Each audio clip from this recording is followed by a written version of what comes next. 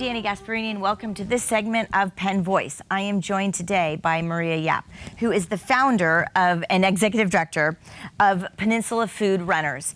I had the pleasure, Maria, of interviewing you when you just started Peninsula Food Runners.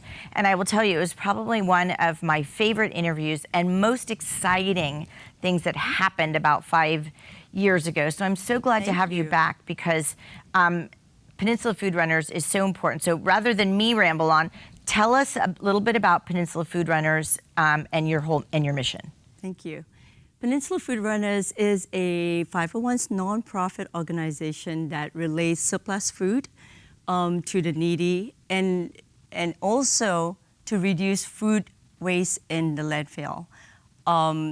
We started out with just 2 donors and 40 volunteers, after, posting a patch. And all this response from 40 people that happened quickly really told me that it was time for us to do this.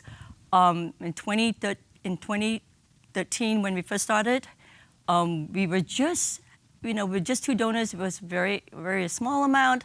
And going forward, every year it has incrementally increased. When you say 2 donors, so in other words, there were 2 individuals or corporations that had a team meeting or a meeting at work, and they had excess food from this lunch meeting or this dinner meeting. Yes. And what do we do with it? We can either compost it or we throw it away. We tell our employees to try and take it home, but there's actually a very large amount of these sort of corporate lunches, restaurants, foods that end up in our waste stream. Yes, you're right, Dani. And it's a lot more than we realize. Right. We think about grocery store. Just think about the fact that the waste that comes out of home, the waste that comes out from the corporations. So back then, there was not a lot of service available. And so when we came aboard, the news traveled very quickly, and next thing you know, from 2 donors, we went on to 10 donors, and it just kept increasing.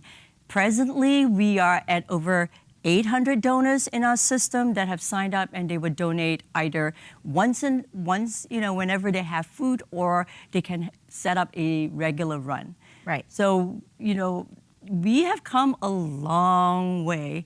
In 2015, we hit our first milestone of over 1 million pounds of food being donated. And then next thing you know, right now, up to 2018, we are at 3.1 million pounds of food. Right. Which is tremendous. And I want to clarify to everyone that this is edible quality food. Yep. So it's not like somebody had a leftover half-eaten sandwich and they're donating it. That's what right. it is you have a tray of sandwiches and there are 4 non-touched leftover, and what do you do at that point in time? Right. So right. the company or the individual would contact Peninsula Food Runners, and you have volunteers that go pick up the food, the leftover quality food, and bring it to places that you have already partnered with to bring it to them, like the St. Padua Dining Room or some of the other community centers that you work with. Correct. And I wish, the amount of food that we pick up is usually 3 to 4 trays filled with food. So it really can feed, 25 to 30, 40 and above. The beautiful thing about what our volunteers can do is that if you think about it, in 90 minutes you can feed 50 or more people.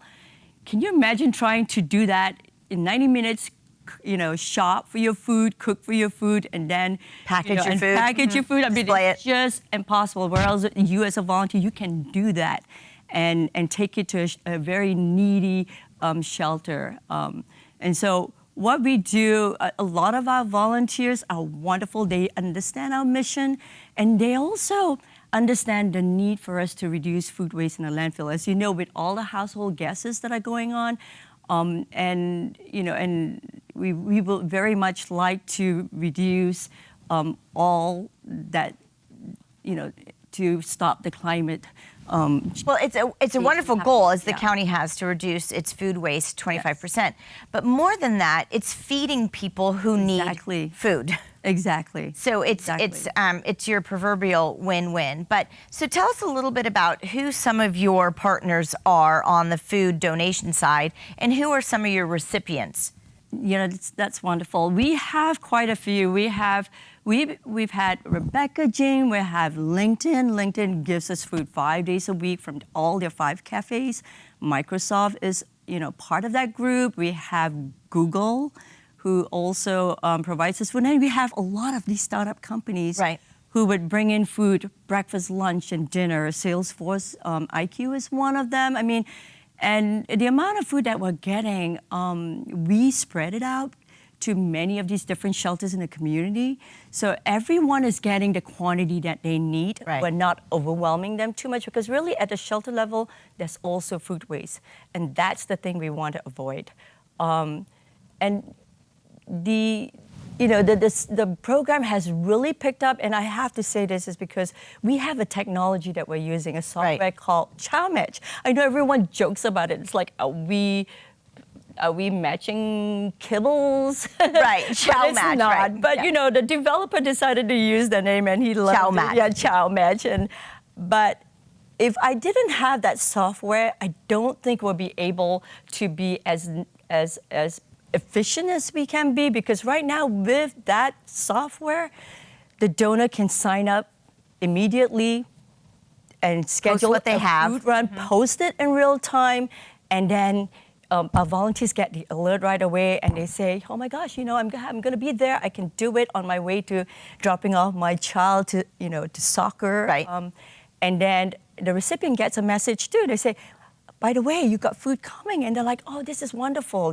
We can either incorporate it into our meal, or Right. So they're getting a heads up that this exactly. 4 trays of sandwiches is coming. Exactly, and we really strive on being very efficient in the way the communication is, because I think it's very important when it comes with food that needs to be consumed right away. So our volunteers can, they know exactly where they need to go. Recipients know exactly when the food is coming, and if ever there's no food, the donors can cancel the food run, and everybody is right on the same page. So with a ChowMatch, I imagine as a user, I can just go onto the website, chowmatch.org. ChowMatch. No. So basically, you go to Peninsula Food Runners. Oh, okay. And when you log in as a volunteer who's already been using the system, it will take you right to ChowMatch. Okay. We use the tool ChowMatch. It does not belong to Peninsula Food Runners, even though it was customized. Okay. Oh, got it. On what I felt. So then I then enter what I have from my leftover meeting, and Yes. even if it's my first time getting onto the website, I enter it, and then someone will then contact me with when they will pick it up. Do you have any minimums or maximums of what you can pick up? Yes, we do. We do have a minimum of, we always say, please consider the food amount to at least be able to feed 10 or more, because most shelters starts at 10. Okay. And we do have, when the donors, pull up your schedule screen, it basically asks them, what is it that you're donating? How many pounds are you donating? Right. So that we have a better idea, should we just send out 1 vehicle? Should we send out 2 vehicles? And the system is very flexible. It's up to you to customize the food runs. And so that's how it works. And I have to say that system manages our volunteers. Just as you and I are speaking at this moment, if a donor were to put in a run right now, we don't have a dispatcher that will say, okay, let me call the donor, let me call the recipient. It automatically alerts all the volunteers in the community to ask them, to let them know that's a run that's available. And they will pick it up, and it automatically goes out. It's a great way technology has improved your quality of service and your ability to serve more. Yes. So we just have about a minute left. I want to make sure that you are able to thank all of the people that have been involved in making Peninsula Food Runners what it is today, and make sure that you tell people how they get engaged with you. Yeah, no, thank you very much to all my wonderful volunteers who have so generously given their time. I want to thank the churches who have supported us. We have one in San Mateo called the Unitarian of San Mateo. They've been wonderful in supporting us from the very get-go. They believed in our mission. And of course, to my 2 right-hand and left-hand person, Michelle and Molly, who's really helped me grow this. I don't think I can do any of what we're accomplishing right now. 3.1 million pounds of food. It's a lot of food. And so I really appreciate all the support we've gotten. Very quickly, we're now collaborating with San Mateo County, and a lot of solicitations going on to the donors. So if you're the donor and you're hearing this, please go to Peninsula Food Runners and really consider donating your food to us. You'll get a phone call right away, and we will definitely help you. We would love to help you. Well, Maria, I hope that a lot of people are watching this program and learning that they can either on a one-time basis or on a regular basis sign up with Peninsula Food Runners to donate their leftover foods and ensure that we are feeding our community and who needs it most. So I appreciate it. And what a wonderful structure to incorporate volunteers into doing this great work. So your efficiencies are so amazing. And at the end of the day, helping the county to reduce its 25% to food waste into our landfills is a laudable goal. So thank you so much in your part. Thank you. And I hope you'll come back before 5 years. Oh, but I'm so excited that you're here. No, I definitely will. I think, we have a truck mobile that's going to go out. We are really going to try and get the food right to the end users. So I think that will be the next phase for us. So Wonderful. It's very exciting. Thank you. Great to look forward on that. Thanks, Maria, for joining us. And thanks to all of you. We'll see you next time on Peninsula Voice.